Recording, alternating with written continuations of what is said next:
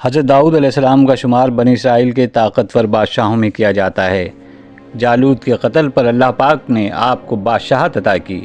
آپ 965 قبل مسیح میں فلسطین میں پیدا ہوئے اور آپ کا تعلق حضرت ابراہیم علیہ السلام کی نسل سے تھا۔ قرآن مجید میں آپ کا ذکر کئی مرتبہ آیا ہے۔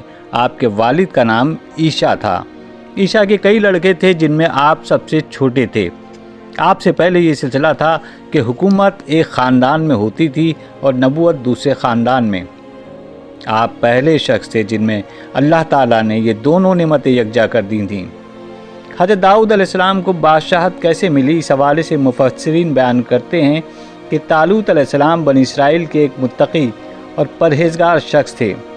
بادشاہ بننے کے بعد طالوت نے بنی اسرائیل کو جہاد کے لیے آمادہ کیا اور بڑی تیاری کے ساتھ لشکر لے کر ظالم بادشاہ جالوت سے مقابلہ کرنے کے لیے روانہ ہوئے۔ سورہ بقرہ کی آیت نمبر 249 میں یہ واقعہ بیان کیا گیا ہے۔ پھر جب طالوت فوجیں لے کر نکلا، کہا بے شک اللہ ایک نہر سے تمہاری آزمائش کرنے والا ہے۔ جس نے اس نہر کا پانی پیا تو وہ میرا نہیں ہے، اور جس نے اسے نہ چکھا تو وہ بے شک میرا ہے، مگر جو کوئی اپنے ہاتھ سے ایک چلو بھر لے تو اسے معاف ہے۔ پھر ان میں سے سوائے چند آدمیوں کے سب نے اس کا پانی پی لیا۔ پھر جب طالوت اور ایمان والے اس کے ساتھ پار ہوئے تو کہنے لگے، آج ہمیں جالوت اور اس کے لشکروں سے لڑنے کی طاقت نہیں۔ جن لوگوں کو خیال تھا کہ انہیں اللہ سے ملنا ہے، وہ کہنے لگے، بارہا بڑی جماعت پر چھوٹی جماعت اللہ کے حکم سے غالب ہوئی ہے، اور اللہ صبر کرنے والوں کے ساتھ ہے۔ جب دونوں فوجیں میدان جنگ میں لڑائی کے لیے سپارہ ہوئیں تو حضرت طالوت نے اپنے لشکر میں یہ اعلان کیا کہ جو شخص جالوت کو قتل کرے گا، میں اپنی شہزادی کی شادی اس سے کر دوں گا اور اپنی آدھی سلطنت بھی اسے دے دوں گا۔ یہ اعلان سن کر حضرت داؤد آگے بڑھے، جو ابھی بہت کم عمر تھے۔ بیماری کی وجہ سے آپ کا چہرہ زرد تھا۔ آپ بکریاں چرایا کرتے تھے اور اس کی اجرت سے گزر بسر ہوتی تھی۔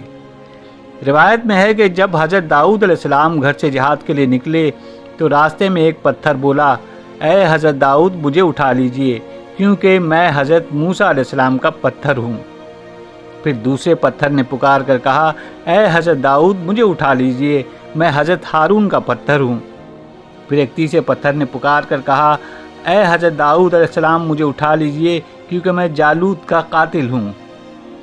آپ نے ان تینوں پتھروں کو اٹھا کر اپنے جھولے میں رکھ لیا۔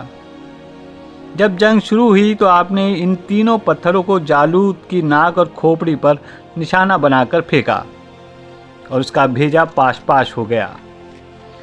اس کے سر سے نکل کر وہ پتھر اس کے ساتھیوں کو لگے، وہ سب قتل ہو کر گر پڑے۔